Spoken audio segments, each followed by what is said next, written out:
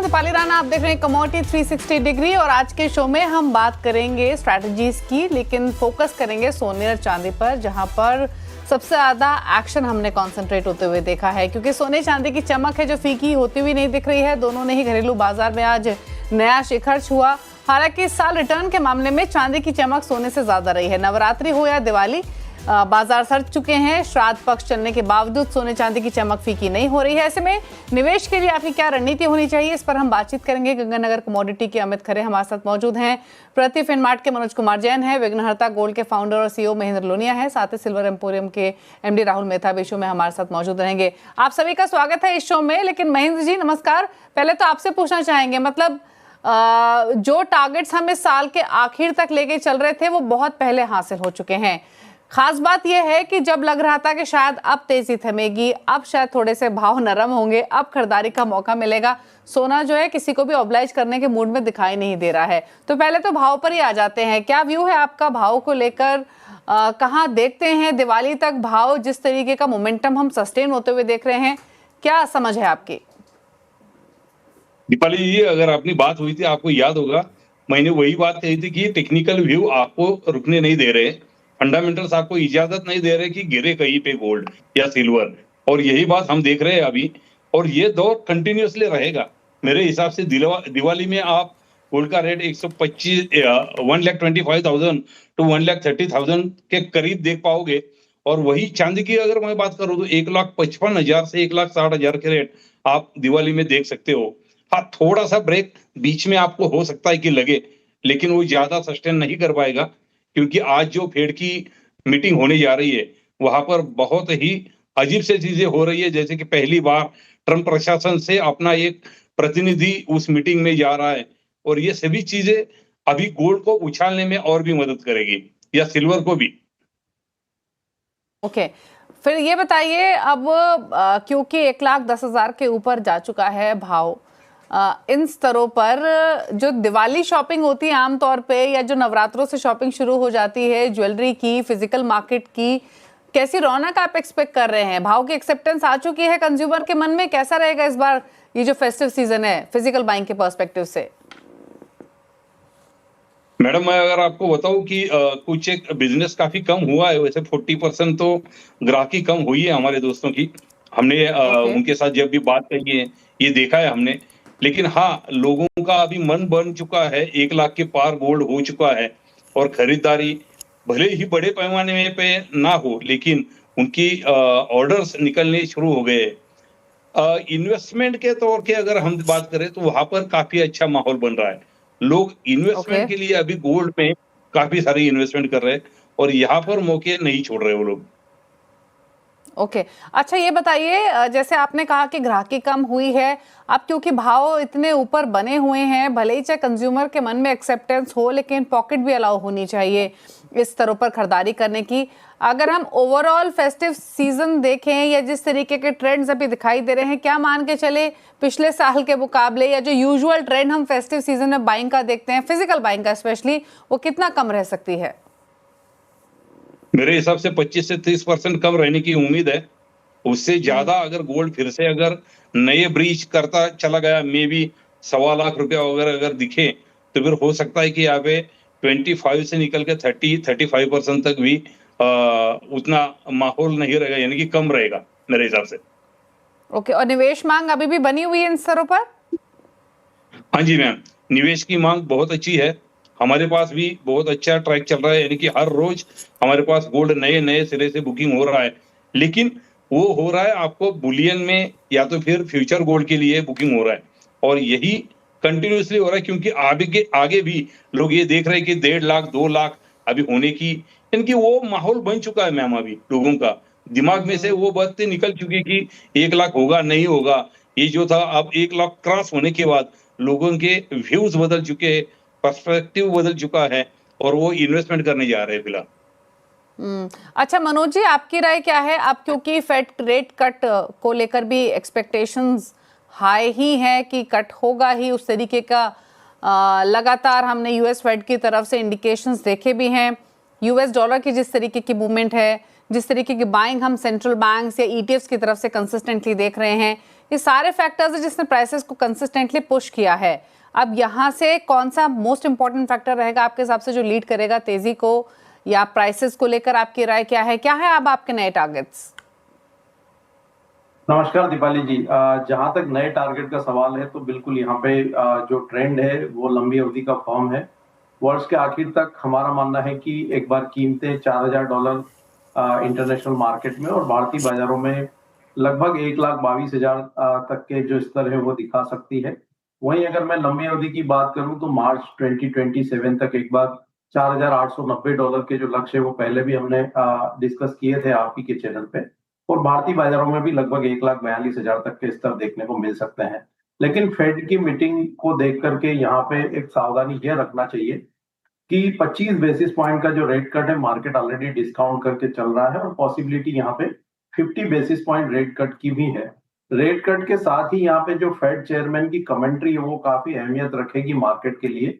अगर उनका जो व्यू है आगे जो फॉरवर्ड जो गाइडलाइंस है वो अगर डविश रहती है तो मार्केट की जो मजबूती है वो बरकरार रहेगी।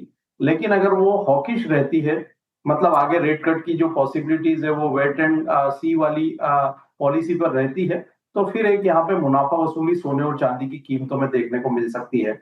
तो ऐसे ट्रेडर जो नए निवेश की प्लानिंग कर रहे हैं या योजना बना रहे हैं तो उनको एक बार फेड पॉलिसी मीटिंग आउटकम का वेट करना चाहिए, और जो लंबी अवधि के निवेशक है वो बने रहें, और पॉलिसी के बाद अगर कोई करेक्शन भी आते हैं तो वहां पे नया एडिशन भी गिरावट में कर सकते हैं। ओके और इंटरेस्टिंग ये है कि जितने भी तमाम ग्लोबल ब्रोकरेज हाउसेस थे जो लक्ष्य थे उनके इस साल के अंत के या अगले साल की शुरुआत के, वो ऑलरेडी हासिल हो चुके हैं सोने पर।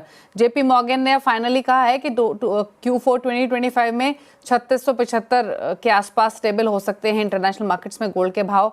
मिड 2026 तक 4,000 तक ये लेवल जा सकता है। यूबीएस भी 3800 तक के प्राइसेस एक्सपेक्ट कर रहा है इस साल के अंत तक। तो इंटरेस्टिंग ये है कि टारगेट्स कंसिस्टेंटली तमाम ग्लोबल हाउसेस की तरफ से कंसिस्टेंटली ऊपर की तरफ रिवाइज हो रहे हैं। एक क्विक कमेंट अमित का और ले लेते हैं और उसके बाद हम सिल्वर पर करेंगे चर्चा। अमित, आप क्या देख रहे हैं नियर टर्म रेंज कंसीडरिंग एक बड़े इवेंट का आउटकम अभी सामने है, कमेंट्री इंपॉर्टेंट रहेगी, near term plus till Diwali and आपके टारगेट्स क्या हैं? नमस्कार दीपाली। बिल्कुल टारगेट जो है जो दिवाली तक के एंड तक के थे वो पहले ही अचीव हो चुके हैं, और टारगेट हम लोगों को अभी एक्सटेंड करने पड़ रहे हैं। अभी जो फेड का इंटरेस्ट रेट का डिसीजन है वो बहुत बड़ा इंपैक्ट डालेगा। अगर 50 बेसिस पॉइंट का रेट कट होता है तो मेरे को लग रहा है 4 से 5,000 पॉइंट का अपसाइड का मूवमेंट देखने को मिल सकता है। लेकिन अगर 50 बेसिस पॉइंट से कम का कट भी हुआ कोई भी, तो हल्की फुल्की मुनाफा वसूली देखने को मिल सकती है। अभी हाल फिलहाल गोल्ड की रेंज अगर मैं लेके चलूँ तो 1,06,000 रुपए नीचे में, और ऊपर में 1,22,000 1,24,000 के आसपास की जो है शॉर्ट टर्म में रह सकती है। जी दीपाली। ओके चलिए, तो ये तो बात हुई सोने पर। महेंद्र जी शुक्रिया आपका आने के लिए शो में और प्राइसेस के साथ साथ मार्केट का हाल भी क्विकली बताने के लिए। लेकिन अब बात सिल्वर की कर लेते हैं। सिल्वर एम्पोरियम के एमडी राहुल मेहता हमारे साथ मौजूद हैं। राहुल जी नमस्कार, स्वागत है आपका। और इनफैक्ट पिछली बार भी आपसे बातचीत हुई थी, कई सारे फैक्टर्स का हमने चर्चा की थी। इंडस्ट्रियल डिमांड स्ट्रांग है, कंसिस्टेंटली यहाँ पर हम बाइंग एमर्ज होती हुई देख रहे हैं जिसने प्राइसेस को सपोर्ट किया है। काफ़ी सारे मॉनेटरी मैक्रो फैक्टर्स है जिसने ओवरऑल रैली को सपोर्ट किया है। लेकिन सबसे इंपॉर्टेंट क्वेश्चन ये है कि गोल्ड हो या सिल्वर हो ऑब्लाइज कर नहीं रहे हैं उन इन्वेस्टर्स को या उन कंज्यूमर्स को जो एक डिप का वेट कर रहे हैं। प्राइसेस पीक पर हैं, नए हाईज हम लगातार बनते हुए देख रहे हैं। जो टारगेट्स इस साल के अगले साल के शायद हम एंटिसिपेट कर रहे थे वो ऑलरेडी हासिल हो चुके हैं। भाव को लेकर अब आपका व्यू क्या है? क्या है अगले टारगेट्स? ऊपर की तरफ रिवाइज कर रहे हैं, कोई और आउटलुक है? क्या व्यू है आपका? नमस्कार जी। मुझे जहाँ तक लग रहा है सिल्वर के अंदर ना 1,30,500 का स्ट्रॉन्ग रेजिस्टेंस है। अगर ये क्लोजिंग उसके ऊपर देता है तो नई तेजी बन सकती है, बिकॉज अभी बड़ा इवेंट भी आ रहा है। फेड का रेट कट का डिसीजन है, आगे क्या होने वाला उसके बारे में भी काफ़ी चर्चा होने वाली है। तो ये बहुत से इंपॉर्टेंट फैक्टर्स प्ले करेंगे आगे की चांदी की चाल को कैसे चल रहेगी। और मुझे स्ट्रांगली फील हो रहा है कि 1,30,500 का एक बहुत स्ट्रांग रेजिस्टेंस है, वहाँ से करेक्शन दे सकता है अगर उसके ऊपर क्लोजिंग नहीं मिलती है। तो एक बहुत अच्छी बात जो हमें देखने मिली है कि लास्ट 15-20 दिन से जो HNIs है, HNIs की बाइंग काफ़ी हो रही है सिल्वर के अंदर। तो ये बहुत हम लोग जब HNI से बात कर रहे हैं कि अभी सिल्वर में इंटरेस्ट की हो, तो वो इक्विटी का पैसा सिल्वर में कर रहे हैं। ओके तो ये बहुत बहुत बहुत मतलब हम लोग को भी एक शॉकिंग था कि ऐसा भी बहुत टाइम बाद में हमने सुनने मिला है कि लोग इक्विटी से सिल्वर के अंदर शिफ्ट कर रहे हैं। And we are talking about काफ़ी अल्ट्रा HNIs है, वो सब उनके पैसा सिल्वर में डाल रहे हैं। अभी तक हमें लास्ट 2-3 महीने से रिटेल इन्वेस्टर्स चांदी से दूर है, मगर दो बड़े HNIs है वो सिल्वर की अच्छी खासी बाइंग कर रहे हैं। ओवरऑल चांदी का जैसे इंडस्ट्रियल ग्रोथ तो काफ़ी स्ट्रांग है, सेंट्रल बैंक की बाइंग भी हो रही है, डेफिसिट भी चल रहा है चांदी कंसिस्टेंटली। तो ये राइट। काफ़ी कुछ फैक्टर्स प्ले कर रहे हैं प्राइसिंग के लिए। साथ में ये भी जैसे गोल्ड के प्राइसेस काफ़ी स्ट्रांग चल रहे हैं, तो गोल्ड ज्वेलरी के कस्टमर सिल्वर ज्वेलरी में शिफ्ट हो रहे हैं, तो वो भी एक बहुत बड़ा ट्रेंड हमें देखने को मिल रहा है। आगे जाके जैसे चांदी की हॉलमार्किंग को भी लोग मैंडेटरी करने से बोल रही है भी है, जो भी वॉलंटरी चालू कर रहे हैं। तो ये बहुत से फैक्टर्स जो है सिल्वर के लिए पॉजिटिवली प्ले कर रहे हैं। और ओवरऑल मुझे भी लग रहा है कि सिल्वर की इंडस्ट्री इंडिया के अंदर बहुत तेजी से बढ़ रही है, और इन प्राइजेस के अंदर भी लोग बर्तन ले रहे हैं, ज्वेलरी ले रहे हैं, ठीक है। इन टर्म्स ऑफ वॉल्यूम कम हो रही है, बट प्राइजेस इतने बढ़ गए तो प्राइस की वैल्यू वही रह रही है। सिल्वर इज न्यू गोल्ड, ये कह सकते हैं क्लियरली, जिस तरीके का प्राइस परफॉर्मेंस सिल्वर की रही है। अच्छा राहुल जी, आपने काफ़ी इंपॉर्टेंट फैक्टर्स का जिक्र किया, क्यों प्राइसेस ऊपर गए, या फिर HNIs वाला जो एलिमेंट आपने ऐड किया वो डेफिनेटली बहुत इंपॉर्टेंट इन्फॉर्मेशन है। लेकिन HNIs की बाइंग हो, स्ट्रॉन्ग डिमांड हो, या फिर जो कंसिस्टेंट सप्लाई डेफिसिट की हम बात कर रहे हैं अक्रॉस द ग्लोब जो बनी हुई है सिल्वर की, ये सारे फैक्टर्स की वजह से ऑलरेडी प्राइसेस काफ़ी चल चुके हैं। इंपॉर्टेंट ये है कि इतनी तेज़ी के बावजूद भी जैसे आपने कहा बाइंग हो रही है, तो फिर एंटिसिपेट करें कि कोई बहुत छोटे मोटे डिप भले ही मिले, लेकिन सिल्वर का जो ट्रेंड है वो अभी भी काफ़ी स्ट्रॉन्ग है अपवर्ड मोमेंटम की डायरेक्शन में। देखो सिल्वर का मोमेंटम स्ट्रांग है, कोई बड़ा करेक्शन हमें नहीं दिख रहा है कि कोई बड़ा करेक्शन दिख रहा है, unless geopolitical situation across the world कोई ड्रास्टिकली चेंज हुआ तो बात अलग है, बाकी वो दिख नहीं रही है। ओवरऑल स्ट्रेंथ रहेगी चांदी के अंदर, ठीक है, छोटा मोटा डिप आ सकता है, पर कोई बड़ा गिरावट की अभी तक तो कोई माहौल नहीं दिख रहा है। अच्छा, नॉर्मल इन्वेस्टमेंट की बात करें तो किस तरीके के इन्वेस्टमेंट्स फिलहाल इन लेवल्स पे देखने को मिल रही है, फिर चाहे वो ETFs हों या फिर अदर फॉर्म ऑफ इन्वेस्टमेंट्स हो, किस तरीके की बाइंग हो रही है? ये देखो आप देखोगे ना, अगर ETFs की आप देखोगे और इनफ्लो देखोगे तो वो रिकॉर्ड स्तर पे है, काफ़ी कुछ फ्लो इन ETFs के अंदर भी हो रहा है, फिजिकल बाइंग भी हो रही है। साथ में काफ़ी लोगों को इंटरेस्ट है कि चांदी के बर्तन घर पे लेके जाए, गेस्ट आए, जैसे दिवाली की फेस्टिव सीजन आ रही है तो उनके चांदी के ग्लास में पानी पिलाए। जैसे जैसे कोई भी चीज़ की एक वैल्यू बढ़ती है तो उस कमोडिटी की कदर भी ज़्यादा हो जाती है। तो जैसे लोग प्रीफर कर रहे हैं कि इस बार दिवाली में इलेक्ट्रॉनिक्स नहीं, आईफोन गिफ्ट नहीं करना है, मैं चांदी की को गिफ्ट करता हूँ। तो ये सब चीज़ काफ़ी कुछ ट्रेंड दिख रही है। साथ में जैसे फेस्टिव सीजन आ रही है तो काफ़ी हम लोग के जैसे मैन्युफैक्चरर्स इन्होंने सिल्वर के गिफ्टेबल्स काफ़ी अच्छे डेवलप किए, जो दिखने में बड़े हैं मगर प्राइस वैल्यू जो उनकी जो पुराने बजट जैसे 5,000, 10,000, 20,000 में जो गिफ्टिंग होती है वो प्राइस रेंज में गिफ्ट अवेलेबल है।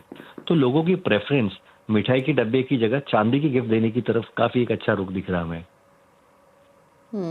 एक लास्ट क्वेश्चन और आपसे राहुल जी, अब जैसे आपने दिवाली का जिक्र किया ही है, सिल्वर आइटम्स गिफ्टिंग का जिक्र किया है, क्या एक्सपेक्ट करें ओवरऑल जो दिवाली सेल्स हैं, फेस्टिव सेल्स हैं, specially gifting point of view से वो कैसी रह सकती हैं?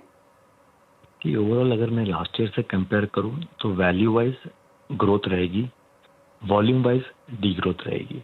वैल्यू वाइज इसलिए ग्रोथ रहेगी क्योंकि चांदी के प्राइस इससे सब्सटेंशियली बढ़ गए हैं और हम लोग वैसे मैन्युफैक्चरर्स ने काफ़ी कोशिश की है कि कम वजन के अंदर चांदी की फैलावटी बढ़ी हुई है, तो इसलिए चांदी की वॉल्यूम घटेगा ओवरऑल, मगर वैल्यू वाइज इंक्रीज होएगा। ओवरऑल गिफ्टिंग का अच्छा माहौल है, लोग चांदी की गिफ्ट करना चाहते हैं, वो ट्रेंड अच्छा रहेगा वो। एक चीज़ और राहुल जी, अब अगेन जैसे हम अभी गोल्ड की भी चर्चा कर रहे थे, तमाम जो ग्लोबल ब्रोकरेज हाउसेस के लक्ष्य थे गोल्ड पर वो हासिल हो चुके हैं और सिल्वर का भी सिमिलर सिनेरियो है।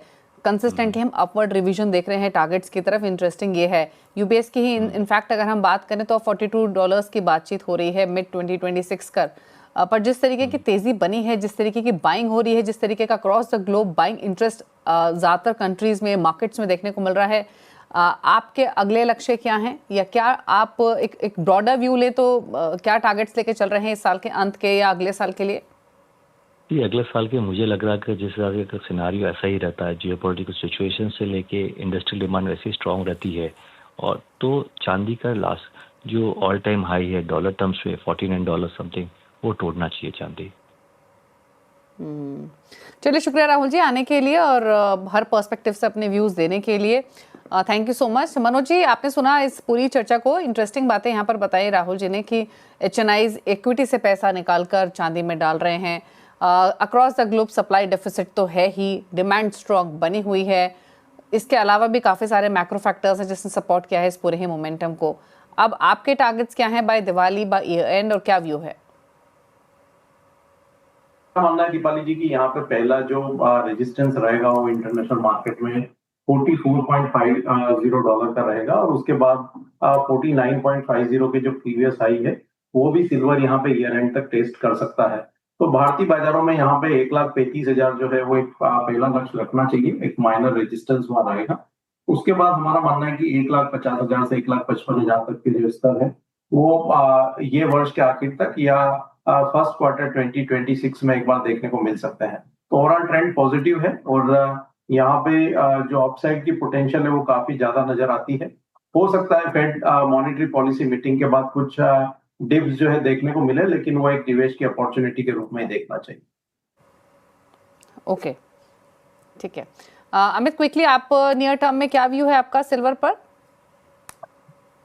दीपाली, अगर मैं 1 से 2 महीने की अभी बताऊं तो 1,21,000 1,22,000 रुपए इसका एक बॉटम रह सकता है और ऊपर में 1,31,000 32,000 इसके रेजिस्टेंस रहेंगे। प्राइसेस अगर 1,32,000 के ऊपर निकलते हैं तो नो डाउट 1,50,000 के आसपास का घर ओपन हो जाएगा। अभी हाल फिलहाल 1,31,000 32,000 पर नजर रखनी पड़ेगी। अगर वो लेवल क्रॉस होते हैं तो 1,50,000 की रेंज खुलेगी, अदरवाइज 1,32 से लेके 1,22 की रेंज मेरे को अभी नियर टर्म में नजर आती है। ओके, आप दे रहे हैं कमोडिटी 360 डिग्री। मनोज कुमार जैन हमारे साथ बने हुए हैं, साथ ही हमारे साथ हैं अमित खरे जिनसे हम लेंगे ट्रेड्स। अब दोनों एक्सपर्ट से पूछ लेते हैं उनकी ट्रेडिंग पिक्स पहले, और उसके बाद बाकी स्ट्रैटेजीज पर भी करेंगे फोकस। मनोज जी, बताइए आपकी ट्रेडिंग कॉल्स। दीपाली जी, यहाँ पे हम देख रहे हैं कि एल्यूमिनियम में इंडस्ट्रियल मेटल्स में एक अच्छा पॉजिटिव मोमेंटम बना हुआ है। LME पर कीमतें $2,700 के ऊपर सस्टेन होती हुई दिख रही है। तो एल्यूमिनियम में यहाँ पे 259 के स्तर पर बाई की सलाह रहेगी सितंबर कॉन्ट्रैक्ट में। स्टॉप लॉस यहाँ पे 256 का रखना है और टारगेट यहाँ पे 265 तक के रहेंगे। वहीं हम देख रहे हैं कि नेचुरल गैस में भी 255 का जो स्तर है नेचुरल गैस एक स्ट्रांगली होल्ड करता हुआ नजर आया और अब वहां पे ग्रेजुअली पॉजिटिव मोमेंटम जो है बनता हुआ दिख रहा है। थोड़ा डिप मिलता है 268 के आसपास, तो नेचुरल गैस में भी बाय किया जा सकता है। स्टॉप लॉस वहां पे 263 का रहेगा और टारगेट 277 तक के रहेगा। ओके, अमित, आपकी रिकमेंडेशंस क्या होंगी? बेस मेटल को मैं पहले नंबर पर रखूंगा दीपाली। पहला जो ट्रेड रहेगा वो जिंक का रहेगा। अभी 283 के आसपास कारोबार कर रहा है, यहाँ पे खरीदारी करें। 282 रुपए तक भी खरीदारी कर सकते हैं। 280 का स्टॉप लॉस लगाना है, 288 का टारगेट रहेगा। एल्यूमिनियम 259 के आसपास कहीं पे भी खरीदारी करें, 264 रुपए का इसका टारगेट रहेगा और नीचे में 257 का स्टॉप लॉस है। वहीं पे गोल्ड सिल्वर की अगर मैं बात करूँ तो ऑप्शन में मैंने इसमें ट्रेड निकाले हैं। गोल्ड गोल्ड 1,10,000 का पुट ऑप्शन लेके चलना है। अभी भाव लगभग 850 के आसपास है। 700 रुपए का स्टॉप लॉस है और 1,200 रुपए का इसका टारगेट है। वहीं पे सिल्वर का पुट ऑप्शन 1,27,000 का पुट ऑप्शन लेके चलना है।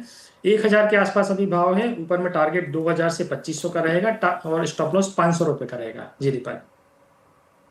ओके, तो गोल्ड और सिल्वर पर ट्रेड रेकमेंड किया गया है अमित की तरफ से। वहीं नेशनल गैस और एल्यूमिनियम की बात की है मनोज जी ने। लेकिन चलिए बाकी ट्रेड्स भी कर लेते हैं फोकस। बेस मेटल्स पर ही चर्चा कर लेते हैं। इनफैक्ट आज के सेशन में अगर आप देखेंगे तो कॉपर मतलब एक स्ट्रॉन्ग लेवल से हल्का सा यहाँ पर नरम होता हुआ दिखाई दे रहा है। आज 1/4% नीचे है, 918 के लेवल देखने को मिल रहे हैं। एल्यूमिनियम के अलावा लेड, जिंक दोनों फ्लैट है, निकल 0.5% नीचे है। मनोज जी, कॉपर पर आपकी राय क्या है?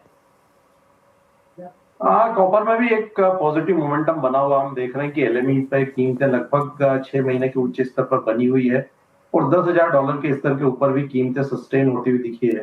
भारतीय बाजारों में 904 एक स्ट्रॉन्ग रेजिस्टेंस था और उसके ऊपर हम कीमतों को सस्टेन होते हुए देख रहे हैं। तो जो मोमेंटम है वो यहाँ पॉजिटिव बना रहेगा जब तक कीमतें अब 911 के स्तर को होल्ड कर रही है। शॉर्ट टर्म में हमारा मानना है कि 930 से 934 तक के स्तर जो है कॉपर दिखा सकता है। तो यहाँ पे ओवरऑल ट्रेंड पॉजिटिव है। जब तक 911 के स्तर के ऊपर बना हुआ है, बाय की रणनीति बना करके चलना चाहिए। ऊपर में 934 तक के स्तर देखने को मिल सकते हैं।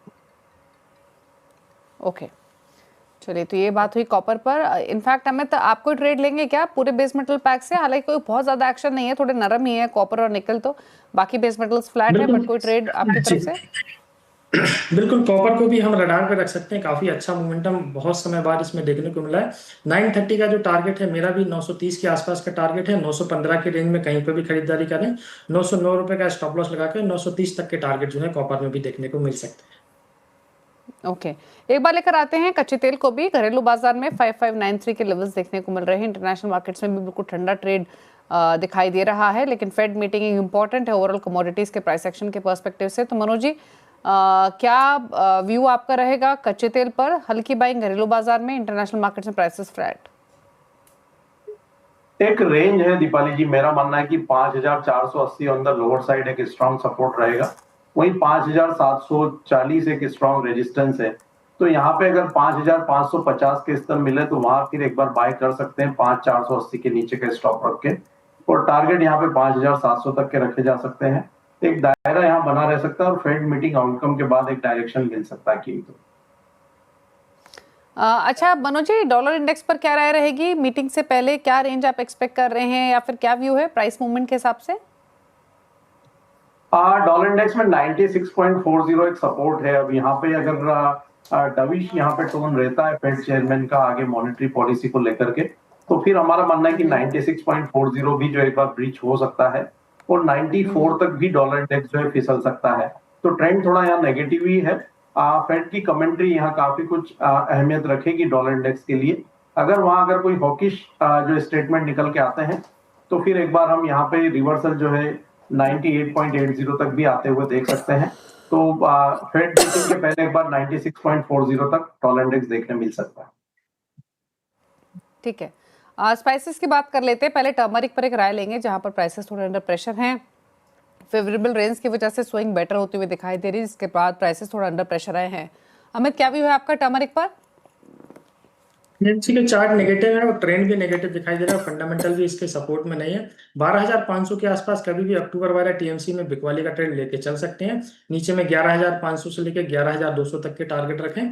ऊपर में 12900 रुपए का स्टॉप लॉस रहेगा। वहीं पे अगर अदर मसाले की अगर हम बात करें तो धनिया अभी जो है चार्ट पे थोड़ा सा अट्रैक्टिव दिखाई दे रहा है। 8300 करंट प्राइस है। 8000 रुपए का स्टॉप लॉस लगाकर ऊपर में 8800 तक के टारगेट धनिया में देखने को मिल सकते हैं। इनफैक्ट मनोज जी, आपकी राय क्या है पूरे स्पाइसेस के पैक पर, और स्पेशली धनिया जो कि पूरे ही पैक में शाइन कर रहा है? 3% ऊपर है भाव आज। बिल्कुल, धनिया हमने एक अच्छी रैली के बाद यहाँ पे करेक्शन देखे थे। अब निचले स्तरों से एक अच्छी रिकवरी फिर से देखने को मिल रही है। तो मेरा मानना है कि धनिया यहाँ जब तक अक्टूबर वायदा 8000 के स्तर के ऊपर बना हुआ है, बाइंग में ही रहना चाहिए। ऊपर में 8650, 8800 ये जो पहले टारगेट रहेंगे। टर्मरिक में बिल्कुल यहाँ पे ट्रेंड जो है नेगेटिव है, उछाल में बेचने की ही राय रहेगी। जब तक कीमतें 12880 के स्तर के नीचे बनी हुई है, बाइंग की पोजीशन बनाने से बचना चाहिए। नीचे में 11740 और 11400 ये स्तर एक बार देखने मिल सकते हैं। जीरा में यहाँ पे ट्रेंड जो है वो थोड़ा सा न्यूट्रल है, लेकिन हमारा मानना है कि ग्रेजुअली यहाँ भी कीमतें 20000 से 20500 की ओर आती हुई नजर आएगी। तो जीरा में भी यहाँ पे ग्रेजुअली बढ़त की जो है पॉसिबिलिटीज नजर आती है दीपाली। ओके, और अब बात कॉटन सीड ऑयल की भी कर लेते हैं, जहां पर प्राइसेस जहां पर लगातार गिरावट हम देख रहे हैं। 3.5% नीचे भाव आज भी, इनफैक्ट अब 3% है, 3000 के आसपास है। और डाउन साइड हमें दिख रहा है किन लेवल से? अगर हम बात करें तो अभी दिसंबर वाला जो है एक्टिव हो चुका है, सितंबर एक्सपायरी हो चुकी है। 2915 का अभी ट्रेडिंग चल रहा है। मेरे को लगा थोड़ा सा प्रेशर अभी कीमतों में देखने को मिलेगा। 2920, 2930 की रेंज में कहीं पे भी बिकवाली करें। दिसंबर वायदा की मैं बात करूं, 2850 का टारगेट रखना है। ऊपर में 2972 का स्टॉप लॉस रहेगा। ओके, 3000 के आसपास फिलहाल भाव कारोबार करते हुए दिखाई दे रहा है। अच्छा मनोज जी से ग्वार पैक पर और कमेंट ले लेते हैं। ग्वार गम तेजी में 1.5% से ऊपर है भाव। ग्वार सीड भी 1% ऊपर 5264 के लेवल्स पर। क्या राय रहेगी आपकी इन दोनों कमोडिटीज पर? एक दायरे का कारोबार है, लेकिन जो ट्रैक्शन है वो थोड़ा सा अपसाइड का है। हमारा मानना है कि जो ग्वार सीड जो है वो एक बार शॉर्ट टर्म में 5220 और ग्वारगम जो है 9550 तक के स्तर जो है दिखा सकता है। ग्वार सीड पे 5110 के स्तर पे बाय करना चाहिए 5050 के स्टॉप लॉस से। वहीं अगर ग्वारगम की बात करें तो यहाँ भी 9300 के स्तर पे बाय की रणनीति बनाई जा सकती है। स्टॉप लॉस जो है 9140 का रखना है। ऊपर में 9550 तक ग्वारगम भी अपने स्तर दिखा सकता है। अमित, आपका कन्विक्शन अगर दोनों में से कोई एक ट्रेड लेना हो, ग्वारगम ग्वार सीड में से, तो किसके साथ जाएंगे? ग्वार सीड ज्यादा स्ट्रांग रहेगा, 5100 के आसपास कहीं पर भी खरीदारी की सकते हैं। 5040 रुपए का स्टॉप लॉस है और ऊपर में देखा जाए 5220 के आसपास प्राइसेस देखने को मिल सकते हैं अक्टूबर वाला। ओके, तो ग्वार सीड 5259 के लेवल्स पर ट्रेड कर रहा है, 1% की मजबूती है। ग्वारगम में भी 1.5% से ज्यादा की मजबूती आज के सेशन में दिखाई दे रही है। एक क्विक कमेंट कैस्टर पर और ले लेते हैं, हालांकि साइडवेज है आज के सेशन में, पर मनोज जी क्या रहा है आपकी कैस्टर पर? यहाँ पे दूर रहने की सलाह रहेगी, कोई मूवमेंट है नहीं। पिछले काफी सेशन से हम देख रहे हैं कि एक सीमित दायरा बना हुआ है। जब तक कीमतें 6720 के ऊपर नहीं निकलती, यहाँ पे कोई फ्रेश बाई की रणनीति नहीं रखना चाहिए। ऑन द डाउन साइड 6580 के स्ट्रॉन्ग सपोर्ट जो है वो कैस्टर सीड में भी बना हुआ है। ओके, चलिए, तो ये आ रही कैस्टर्स पर 6670 के एग्जिस्टिंग लेवल्स देखने को मिल रहे हैं, साइडवेज से अवॉइड करने की सलाह है। चलिए, शुक्रिया मनोज जी और अमित, आप दोनों का ही आने के लिए शो में और सभी ट्रेड्स पर अपने व्यूज देने के लिए। इसी के साथ शो में तो इतना ही। ब्रेक के उस पार आप देखिए आवाज समाचार। नमस्कार।